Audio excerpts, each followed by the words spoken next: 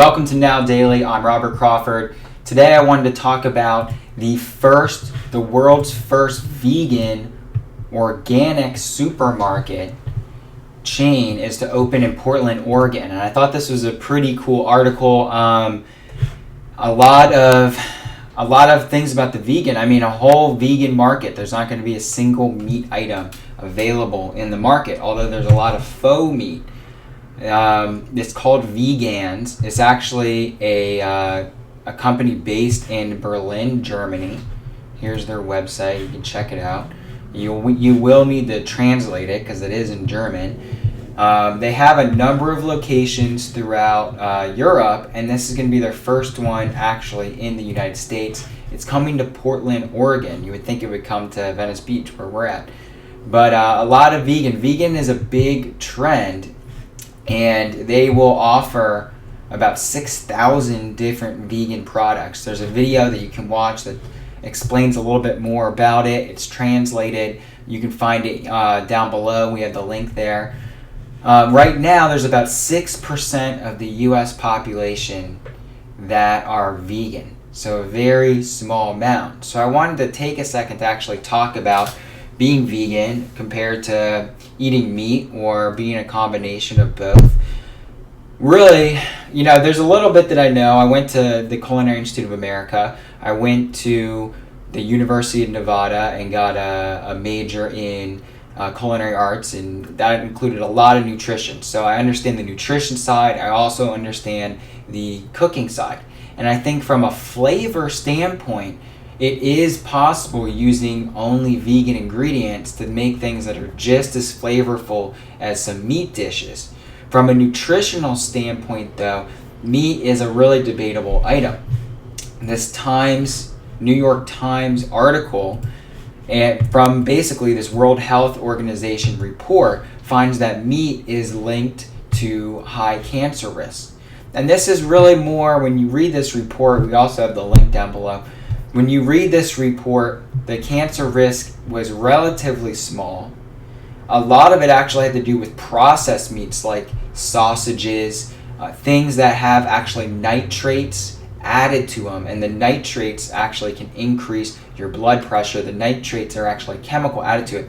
I remember being in charcuterie class, and we actually had to add nitrates. They're usually pink into the sausages, and basically it prolongs their shelf life.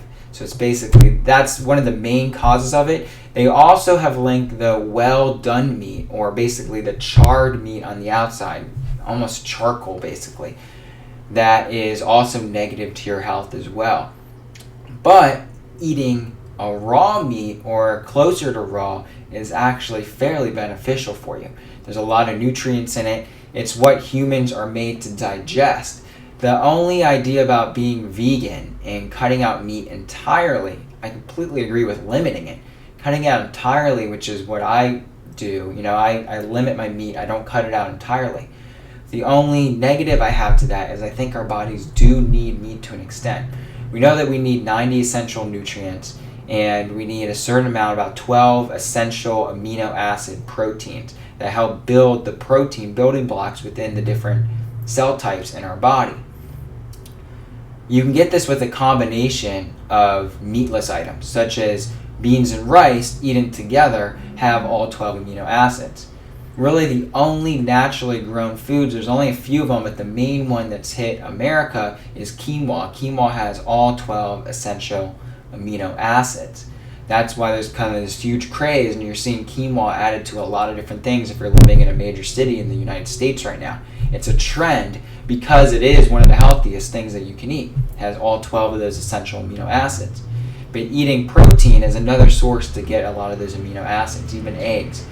So going all vegan, you have to find an alternative. So you have to take things like quinoa, like the beans and rice, and then process them to get them into these different forms of food to make the 6,000 items in a vegan store. So ask, is the processing of those foods as healthy as eating something else that's processed that's not vegan? I think a lot of the biggest argument that I find, and this Times article is great, is the environmental impact of agriculture. That to me is the biggest thing. We have got to start, as a species, we have got to start limiting the amount of resources for agriculture. Yet it keeps expanding, right? Meat production is up because there's more population, more people eating meat. If that 6% of the population of vegans expands even to 12%, meat production would then start at least leveling off and hopefully slowing down. So let's look at really what's going on with agriculture production right now and why it is such a major issue. Did you know that out of all the land available that's above the ocean, that's not covered in ice, that's actually inhabitable, that we could live on, 40% of that surface area is going to livestock production, cows, chicken, pork. 40%.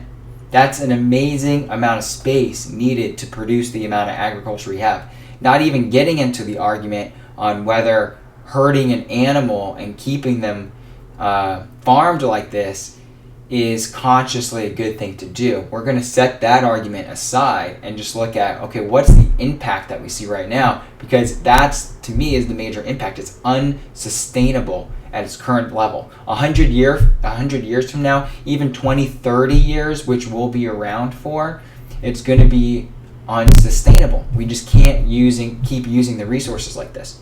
So livestock production, which includes meat, milk, and eggs, contributes also to 40% of the global agriculture gross domestic product.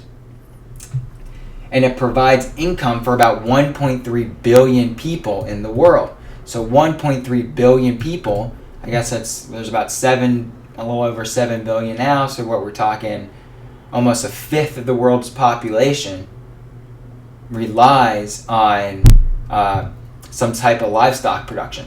If you go to Africa, people own a goat or a cow or some form of cattle, and that's like their major source of income. It would be like your major asset. In America, it would be equivalent to like owning your house.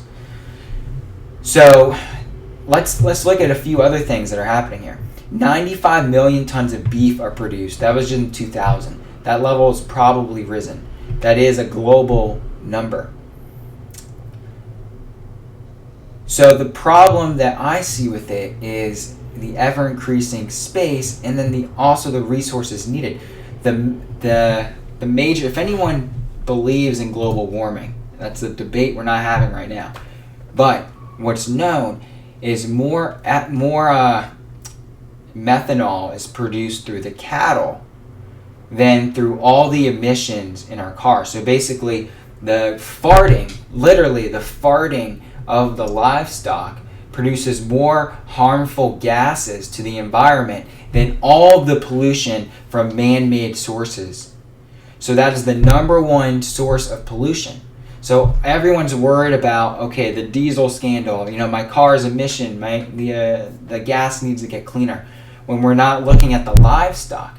Now the interesting thing is recently they've come out and they've actually grown meat in the lab. They have scientifically, using stem cells of beef, produced meat, and then they actually cooked it into a meatball and ate it. So the trend that I see happening is going back to this vegan grocery store. I think vegan's going to continue to expand. I think people are going to start turning to that.